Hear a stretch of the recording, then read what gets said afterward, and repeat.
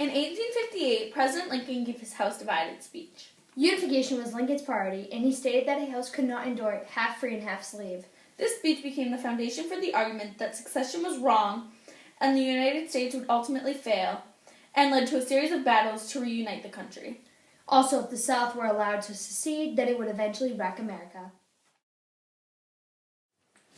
Before the First Battle of Bull Run, also known as the Battle of Manassas, the Union believed the Civil War would be quick. On July 21st, 1861, the first major battle had taken place 25 miles away from Washington, D.C. It was practically a seesaw affair, while the Civil War had proven it would not be short. Eventually, the Confederacy drives back Union forces, resulting in Confederacy victory. Hi, I'm Katie Daly, and I'm here with General Robert E. Lee. Hi, Katie. I'm very flattered to be here representing Virginia. What was one of your major military achievements? Well, I helped put down Harper's Ferry, which eventually helped in the long run. One last thing. Is it true that President Lincoln asked you to lead the Union Army? Yes, it is. I was his first choice, but I refused because I didn't want to fight against my home state of Virginia. Thank you so much for your time, General. I'm Katie Daly reporting for KNL World News. Hi, I'm Lindsay Carlson here with General Stonewall Jackson. I was just curious what military experience you've had before you became a general. Before I became a general, I was teaching at the Military Institute of Virginia. Go. During the Battle of the Bull Run, I rallied the Confederate forces and led my men to victory with my brilliant military tactics. I was untouchable as I remained on my horse, with Confederate forces rapidly shooting at me. Well, I think it's safe to say it's only the beginning. And I'm Lindsay Carlson here reporting live from KNL World News. The Battle of Shiloh took place April 6th and April 7th, 1862 in Tennessee, right on the Mississippi River. The Confederates launched a surprise attack early morning when the soldiers were still awake and drinking coffee.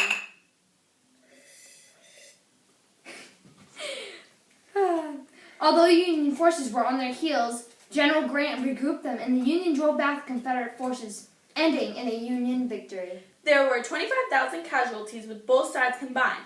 The surprise factor and new technology led to the high amounts of casualties.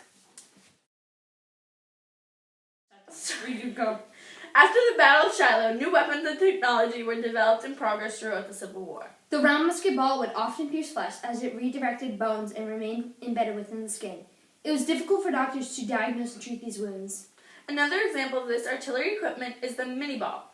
It's composed of soft lead, as it caused most injuries involving torn tissue and shattered bones instead of death during the Civil War. Amputations were most commonly performed medical procedures during the Civil War. It is known an enormous amount of casualties were lost due to technological warfare. 2, 1. 1862 was a struggle for the Union, and on September 17, 1862, a Union soldier came across battle plans in which it revealed that Lee and Jackson's forces had separated.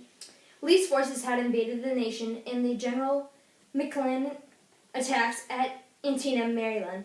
Lee retreats back to the Confederate territory as it is a victory for the Union. Surprisingly, McClellan does not pursue Lee. He instead calls off the attack. I would have chased Lee, but that's just me.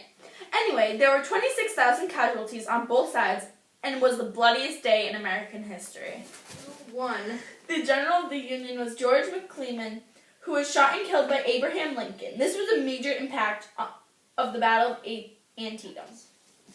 Although this battle was a blunder, it was a decisive victory for Abraham Lincoln because it allowed him leverage to deal with slavery. Then, 5 days after the battle, Abraham Lincoln issued the Emancipation Proclamation on September 22, 1862, but came into effect on January 1, 1863.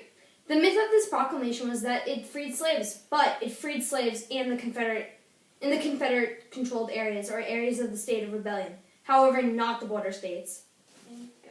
The 54th Massachusetts Regiment was an all-African American regiment and was commanded by Lieutenant Colonel Robert Gould Shaw.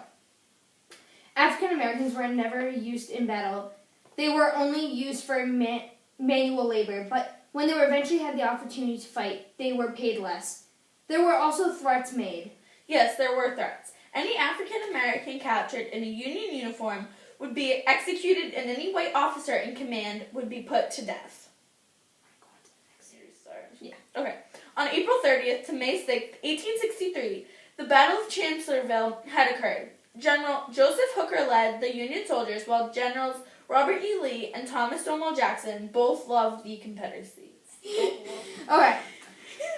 Robert E. Lee marched 10 miles behind Hooker's forces as the Confederacy divided into two groups and drove back the Union forces. During the night, Thomas Stonewall Jackson was reportedly shot and killed by his own men as they mistaked him and his men as Union forces. Robert E. Lee continued the battle, and Joseph Hooker eventually was retreated.